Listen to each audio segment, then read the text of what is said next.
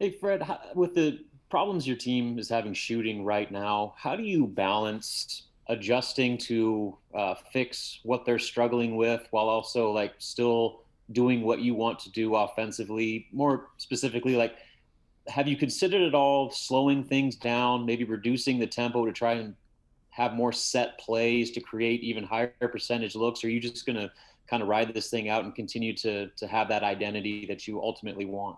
Yeah, well, first of all, Happy New Year to all you guys. Hope everybody's doing well.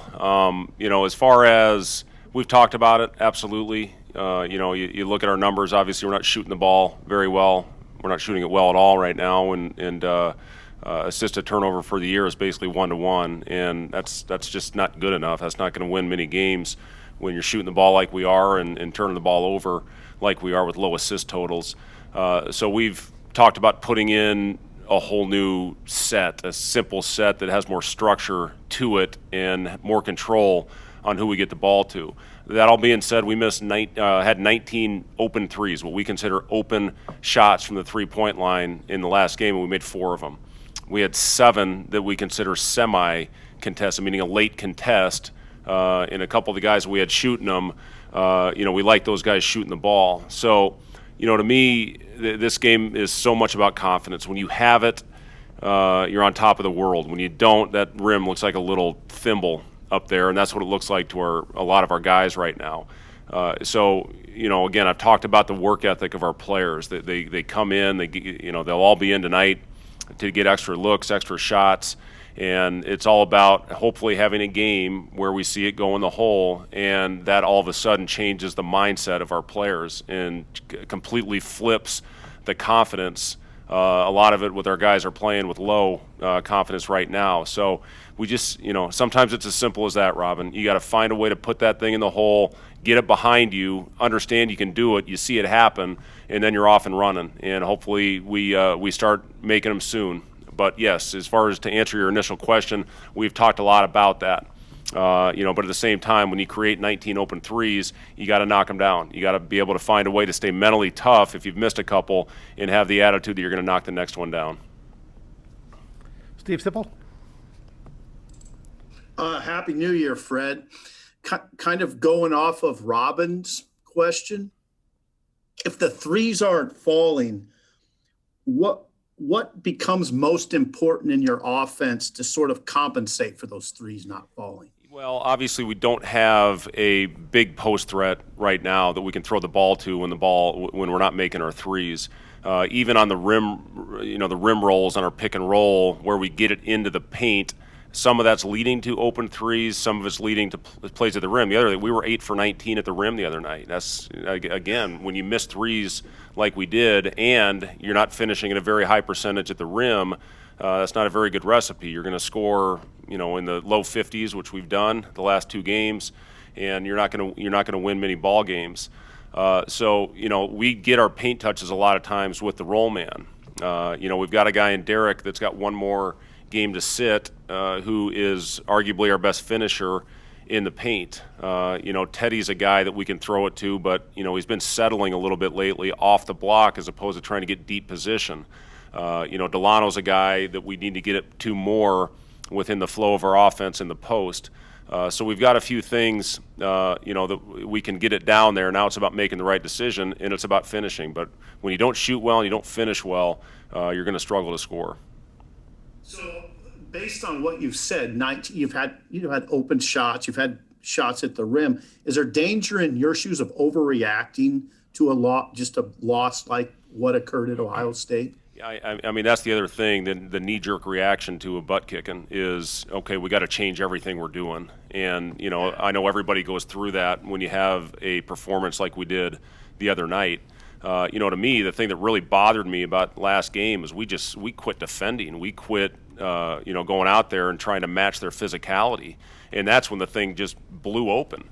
We had a stretch. It was a 12-point game. We missed a layup, missed the putback, missed the front end of a 1-and-1, and missed a wide open, one of those where you can eat a sandwich and then shoot it, threes, and all of a sudden now it could have been 5. We had 3 good stops in a row, and then ultimately, after not seeing that thing go through the hoop, the human nature is you don't have the same energy defensively. We have to keep our defensive energy. That's kept us in games where we haven't shot well. It kept us in the Michigan game.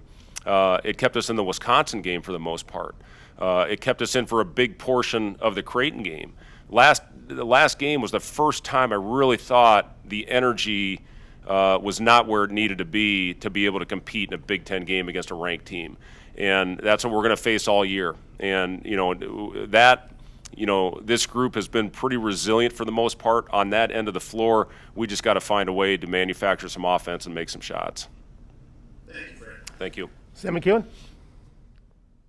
I guess I'll ask about Michigan State. I mean, what's wrong with them? Because they're not the team that we would have expected to see this year. They've lost 2 games by more than 25 points. So what are you seeing on tape, and what team do you think is going to come in? I know you know a little bit more about them than you would other teams because your son's on it. Yeah, they're coming off a very similar performance to what we are with the game at Minnesota. And, I know one thing, with having a week to prepare, I can promise you what they have been going through probably isn't real easy and isn't a lot of fun. But, I know looking at Izzo's past, they lost 3 in a row last year at one point, and then they got it right, and they were one of the best teams in the country at the end of the year. You also understand they lost a really close game to Wisconsin. They lost a really close game to Northwestern, and then they lost handily to Minnesota. And that's what our league is. Our league is so good, you have to be on point every time you step on the floor to have a chance to win. And, coming off, a week, and the other thing is you get rid of, arguably the best point guard in the country last year in Cassius Winston, Xavier Tillman, who was the heart and soul of that team, a big part of their Final Four run, both those guys the year before. And, now you're trying to plug in pieces and players without much of a summer, without much of a fall, and then you lose 5 non-conference games. So, they're working some of their stuff out on the fly like we are.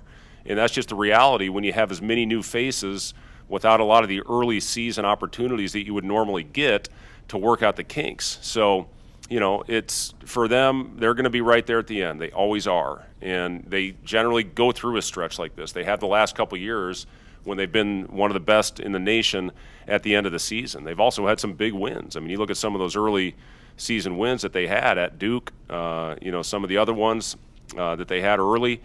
I mean, this is a very, very good basketball team with a lot of talent, and they're working through some things like we are and like a lot of the other teams in the country are right now. But the teams that have a prideful group, I know they do, I know we do, you keep battling, and hopefully the switch will flip, and you can get on a roll. Do you think teams will try to go to school on Ohio State's tape and just, try to shove you around and be physical the way they were? Because, they got away with some things in that game, too. So do you think other teams will try to do that? Well, I think some of it is it's the makeup of your group. That's who Ohio State is. That's what makes them who they are. And we talked about that in the 2 days we had to prepare, that you got to be ready for a physical battle with them. And, you got to bring your hard hat to that game. If you don't, you're going to get exactly what happened to us.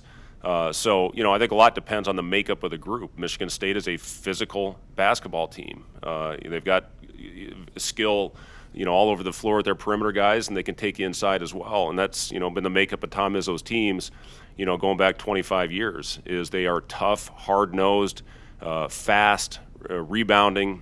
So those are going to be big parts of our game plan. We have to get back in transition, and we have to battle them on the glass. If we do those two things, we will hopefully have a chance.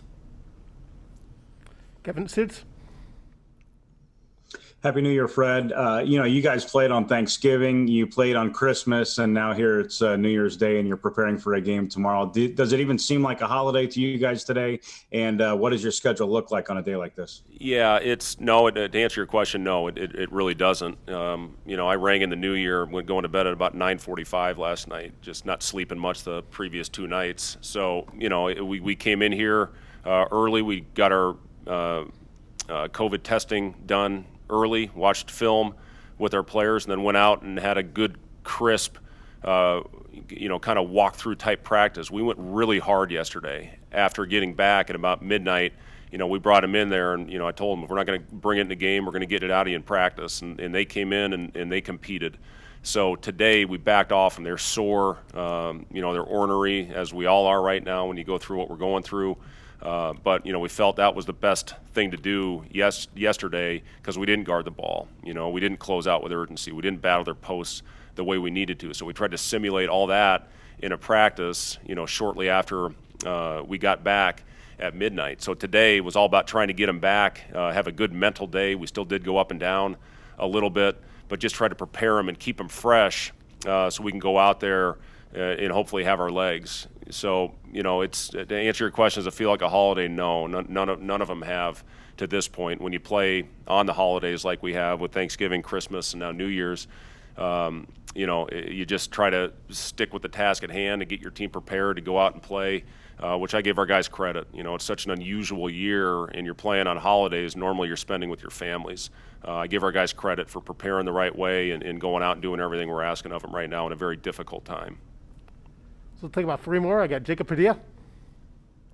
With Derek's suspension almost coming to an end, how do you handle his practice reps as far as playing with the scout team versus kind of getting incorporated with the top units? Yeah, we're still having him. He was on the scout team. We're doing extra work right now with Derek and some of the other guys, bringing them in either early or after practice, where we're getting them reps with our offense. And we obviously the last week we've gotten him a lot more reps with the guys that he's going to be playing with here, starting in our next game at Purdue. He's been phenomenal. Derek, the last year and a half, getting close to 2 years, has done everything we've asked him to do. And he had the disappointment of what he thought going into the season. He would either have a short suspension or no suspension, and then basically it was the same as it would have been in a normal year. So he struggled with that early, but he's really getting excited about getting back out there. Now we can't expect Derek to come back the minute he steps on the floor and all of a sudden now everything changes because we have Derek Walker back. It's going to take him some time sitting as long as he has to get his timing right, to get his conditioning right. But he will help. There's no question, because of his ability to finish and give us a threat in the paint. And we're all excited to get him out there as coaches, and certainly his teammates are excited to get him back out there. But it's going to take him a little time to get him to where he wants to be and where we need him to be. Sipple? Just Fred, quick follow, really simple one. How do you feel about your point guard play? Well, yeah, I mean, you look at what Delano's done as far as numbers-wise. He's putting up really good numbers. He struggled in the last game, obviously, with his shooting. He had been shooting it at a pretty solid clip, for where he was in the past, and he's really worked hard at it. When he has an open one, we expect him to shoot it, and we expect him to make it. As far as our pace numbers, possession length is really good from where we want it. I think we're second in the nation right now in big schools in possession length.